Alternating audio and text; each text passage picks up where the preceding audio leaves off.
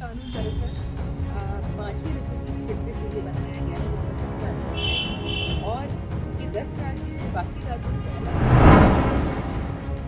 उस सेंस में मैं कहूँगी कि संविधान के साथ जाया जाए, और संविधान के साथ आप जा सकते हैं कैसे? जब आप संविधान का और कानून का बिल्कुल हर अक्षर का पालन संवैधानिक अधिकार का जो संविधान का जो उद्देश्य था, उद्देश्य था, वो कहीं न कहीं डायल्यूट हो सकता है और ये संवैधानिक अधिकार की बात है और इसका सम्मान या कंफर्ट जोन के लिए अगर हम उन बातों पर चुप हो जाएं, तटस्थ हो जाएं, तो क्या हमें हमारा ईश्वर जिन पे हम आस्था रखते हैं या हमारे पूर्वज क्या हम वो नहीं देखते? नवंबर 2025 को संपूर्ण झारखंड ने अपना 25वां स्थापना दिवस मनाया है। अब युवा झारखंड हो चुका है, लेकिन युवा झारखंड में भी आदिवासी समाज कहीं ना कहीं मूल रूप से विकास जो हम कहते हैं उससे वंचित रह चुका है, जिसके लिए पेशा कानून बेहद महत्वपूर्ण मानी जाती है। हाल फिलहाल में आपने देखा किस प्रकार से पेशा कानून के लिए नियमावली को कैबिनेट से स्वीकृति मिल चुकी है, लेकिन इसके बावजूद भी इस मसले पर कई विवाद भी खड़े हो रहे हैं। संपूर्ण मसले पर बातचीत करने के लिए विशेष तौर पर मौजूद हमारे साथ झारखंड सरकार में पंचायती राज विभाग की पूर्व निदेशक निशा उरांव जी। मैम, सबसे पहले तो आपको जोहार। मैम, पहला सवाल आपसे रहेगा, जो ये नियमावली स्वीकृति मिली है कैबिनेट से, इसे आप कैसे देखते हैं? क्योंकि आपका एक स्टेटमेंट भी आया था सोशल मीडिया में, जब आप निदेशक के तौर पर इस नियमावली को ड्राफ्ट किए थे, उस नियमावली और वर्तमान नियमावली काफ़ी कुछ डिफरेंस है। जी, पहले तो मैं ज़रूर बहुत आभार व्यक्त करना चाहूँगी सरकार को, बल्कि समाज ही बहुत आभारी है कि नियमावली जो है 25 साल बाद लागू हो गई है, क्योंकि इस नियमावली के कई प्रावधान हैं जिससे बहुत लाभ भी होगा समाज को। हालांकि मैंने फिर भी मीडिया में ये ज़रूर मैंने एक्सप्रेस किया है कि कुछ ऐसी जगह पे बदलाव हैं जो कि बहुत ही महीन बदलाव हैं, लेकिन उसका बहुत ही व्यापक प्रभाव होगा समाज के ऊपर, जो कि चिंताजनक था मेरे जैसे लोगों के लिए और समाज के लोगों के लिए भी। तो मैं सरकार का ध्यान आकर्षण इस ओर खींचना चाहती थी और समाज के लोगों का भी, इसीलिए मैंने उस तरह की प्रतिक्रिया दी थी। जो कुछ बहुत ही छोटे छोटे बदलाव हैं वो अभी आगे जब हमारी और चर्चा होती है तो मैं आपके माध्यम से दर्शकों को भी समझाना चाहूँगी कि किस तरह से वो समाज को और समाज के बल्कि अस्मिता को बहुत प्रभावित करेंगे। मैम, लोग जानना चाहते हैं कि पेशा कानून से क्या कुछ बदलाव आएगा आदिवासी जनजीवन?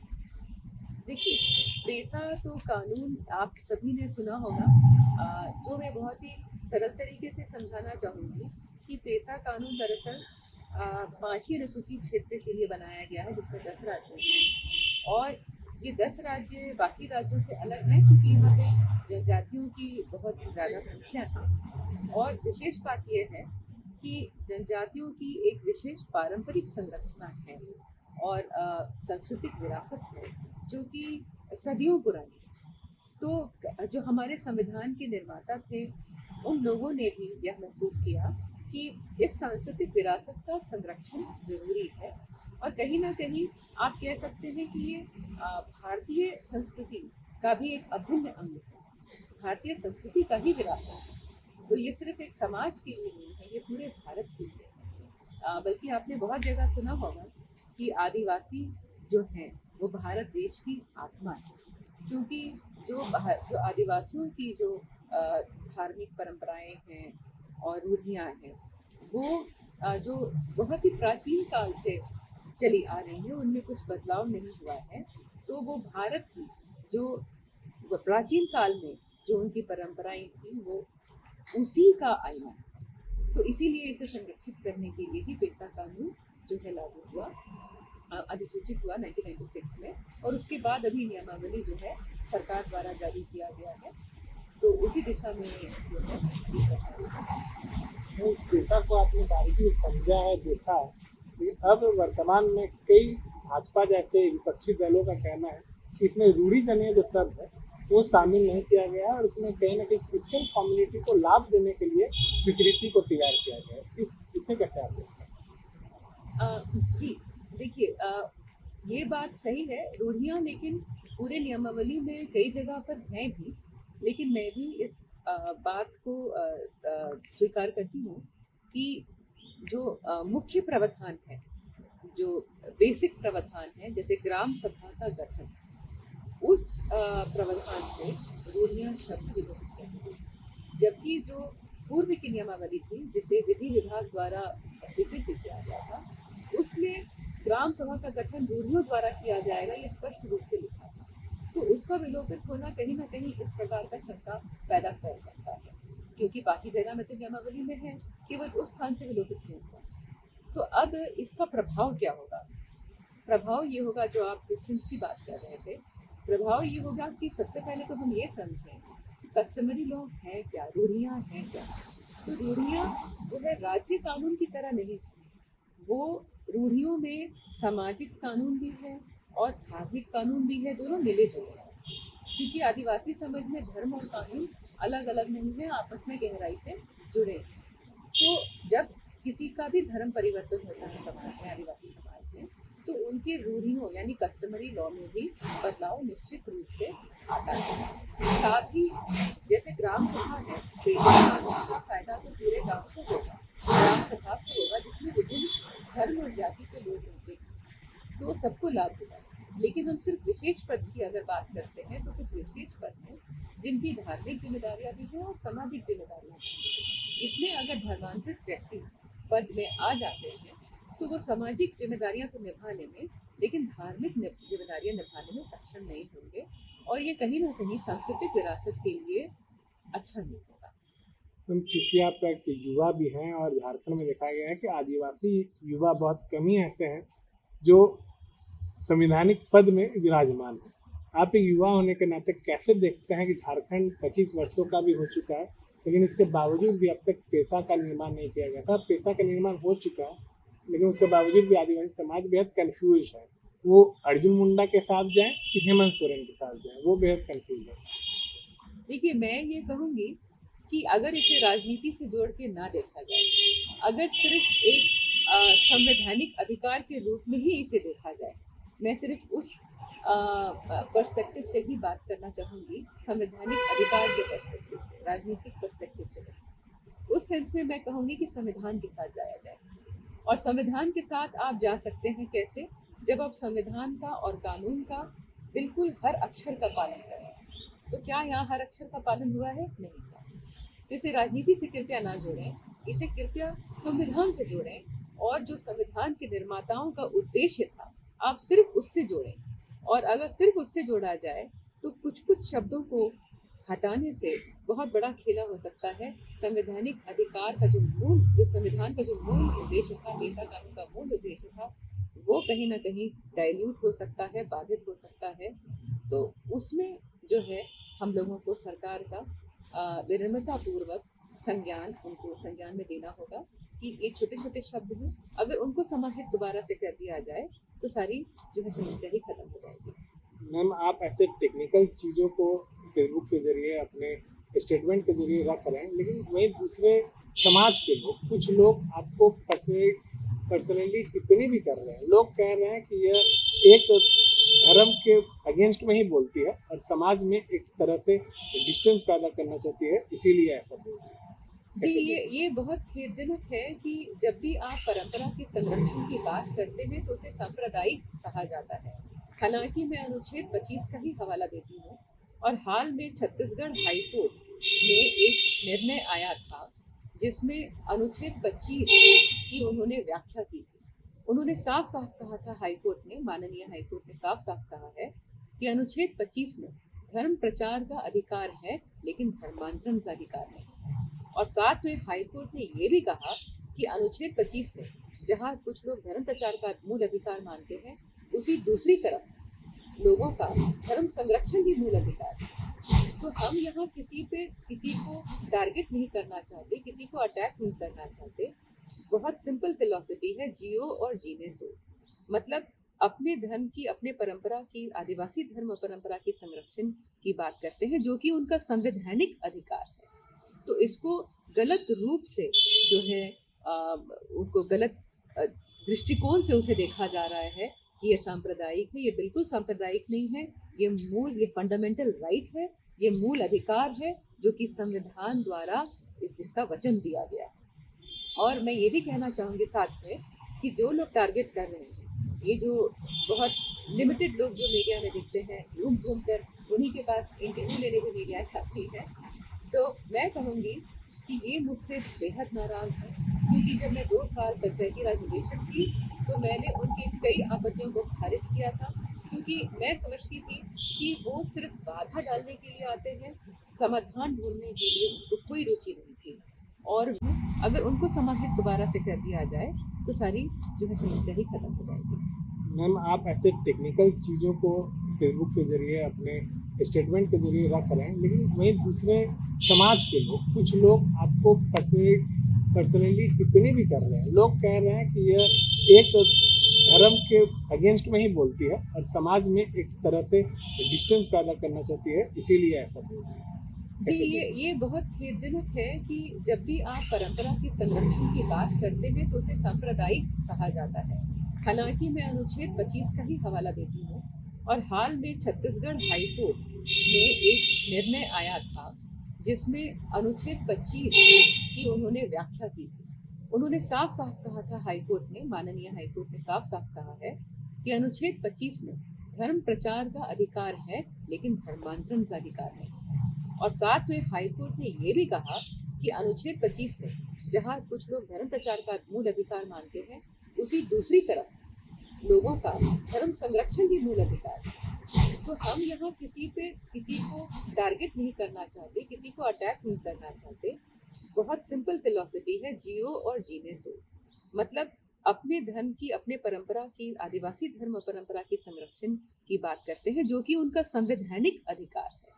तो इसको गलत रूप से जो है उनको गलत दृष्टिकोण से उसे देखा जा रहा है कि ये सांप्रदायिक है। ये बिल्कुल सांप्रदायिक नहीं है। ये फंडामेंटल राइट है, ये मूल अधिकार है जो कि संविधान द्वारा जिसका वचन दिया गया है। और मैं ये भी कहना चाहूँगी साथ में कि जो लोग टारगेट कर रहे हैं, ये जो बहुत लिमिटेड लोग जो मीडिया में दिखते हैं, घूम घूम कर उन्हीं के पास इंटरव्यू लेने की मीडिया जाती है, तो मैं कहूँगी कि ये मुझसे बेहद नाराज़ है, क्योंकि जब मैं 2 साल पंचायती राज निदेशक थी, तो मैंने उनकी कई आपत्तियों को खारिज किया था, क्योंकि मैं समझती थी कि वो सिर्फ बाधा डालने के लिए आते हैं, समाधान ढूंढने के लिए उनको कोई रुचि नहीं थी। और वे हर वक्त अपना निजी एजेंडा घुसाने का प्रयास करते हैं। तो ये मुझे बिल्कुल भी स्वीकार नहीं था, और मैंने उनकी कई आपत्तियों को खारिज किया था।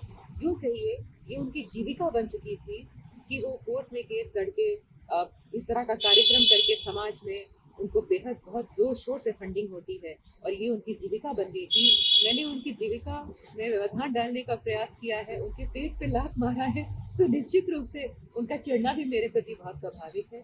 और यही लोग जगह जगह जाके मेरे प्रति मुझ पर ऐसे ऐसे दोष लगा रहे हैं। लेकिन मैं इसे बिल्कुल साफ और स्पष्ट तरीके से कहना चाहती हूँ कि यहाँ बात सिर्फ संवैधानिक अधिकार की हो रही है।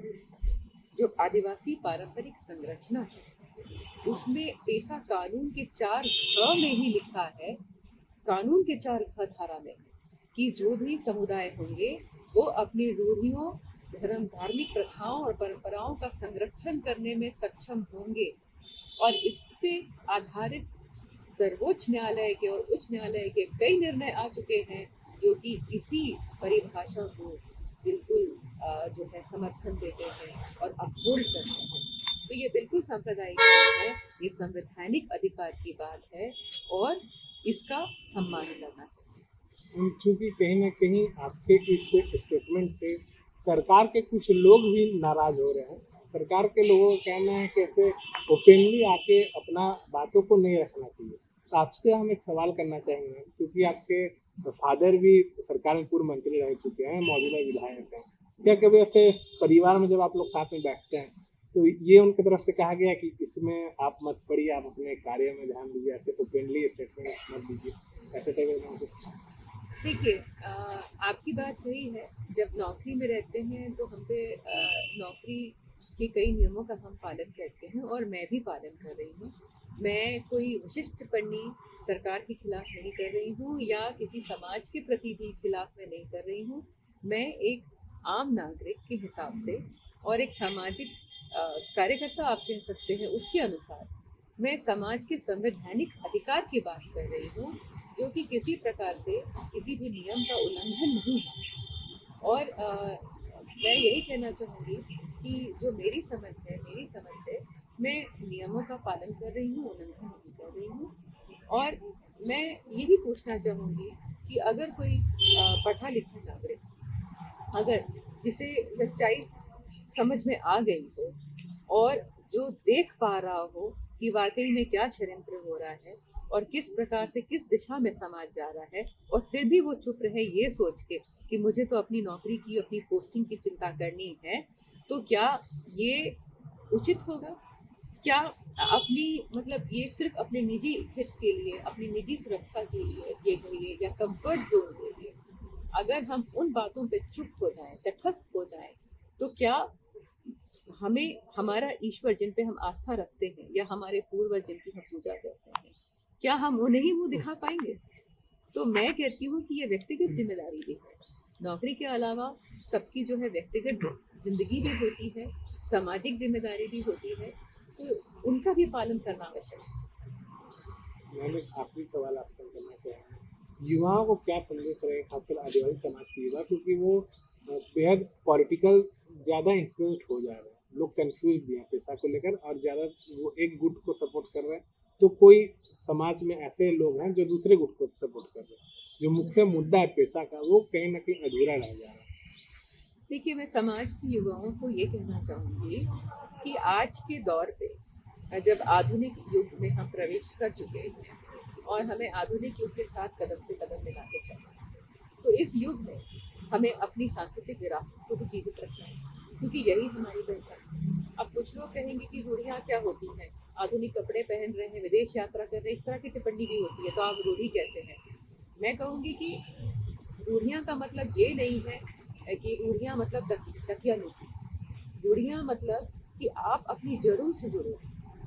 और ये बहुत सुंदर बात है, क्योंकि ये परंपराएं और ये रूढ़ियाँ सिर्फ आदिवासी समाज ही नहीं, बल्कि भारत देश के सभी नागरिकों के लिए जो भारतीय परंपरा का पालन करते हैं, जब वो अपने परंपरा से जुड़े हैं तो वो और ज़्यादा संवेदनशील होंगे, अपने सामाजिक जिम्मेदारियों के प्रति भी ज़्यादा संवेदनशील होंगे और अच्छे नागरिक भी होंगे, और मतलब एक बेहतर तरीके से अपनी जिम्मेदारियों का निर्वहन कर सकेंगे। इसलिए मैं जो युवा है, मैं उनको आपको संदेश देना चाहूँगी कि आज के युग में जानकारी ही सबसे बड़ी ताकत है। Knowledge is power. तो आपसे मेरा आग्रह है कि जो भी आप सुनते हैं, सिर्फ सुनकर भरोसा मत कीजिए, सवाल पूछिए और खुद पढ़िए, खुद समझिए, उसके बाद भरोसा कीजिए। आपकी सांस्कृतिक विरासत है जो कि आपकी पहचान है। आप आधुनिक बनिए और साथ में अपनी सांस्कृतिक विरासत को भी जोड़ के रखिए, क्योंकि जो आदिवासी समाज की जो परंपरा है, कोई भी आदिवासी अकेले नहीं है, कोई भी आदिवासी युवा अकेला नहीं है। हर आदिवासी युवा अपने पूरे समाज से जुड़ा है, अपने पूर्वजों से जुड़ा है, अपने देवताओं से जुड़ा है, प्रकृति से जुड़ा है, और इस जुड़ाव को कभी भूलना नहीं है, क्योंकि अगर हम ये भूल गए तो हमारी आदिवासियत ही खत्म हो जाएगी। तो हमें आधुनिक भी बनना है, साथ में अपने पारंपरिक विरासत को जिंदा रखना है, और इसके लिए जानकारी, सही जानकारी होने की बहुत आवश्यकता है। तो आप सबकी बात सुनें, लेकिन सवाल ज़रूर पूछें और सही जानकारी तक पहुंचने का प्रयास करें। और शिक्षा का बहुत महत्व है, क्योंकि अगर हम शिक्षित नहीं हैं, उसी का फ़ायदा जो है दूसरे लोग उठाते हैं, हमें भ्रम में डालते हैं। तो शिक्षित बनिए और सही जानकारी लीजिए और आगे बढ़िए और परंपरा को भी अपने साथ लेकर चलिए। जैसा कि आपने देखा किस प्रकार से निशा उरांव जी ने बारीकी से पेशा के टेक्निकल चीज़ों को भी समझाया है और युवाओं को खास करके संदेश दिया है कि वो सवाल करना सीखे और अपने राजनेताओं से सवाल करें ज़्यादा से ज़्यादा, तभी आदिवासी समाज सशक्त होगा। मैं सौरभ राय, रांची।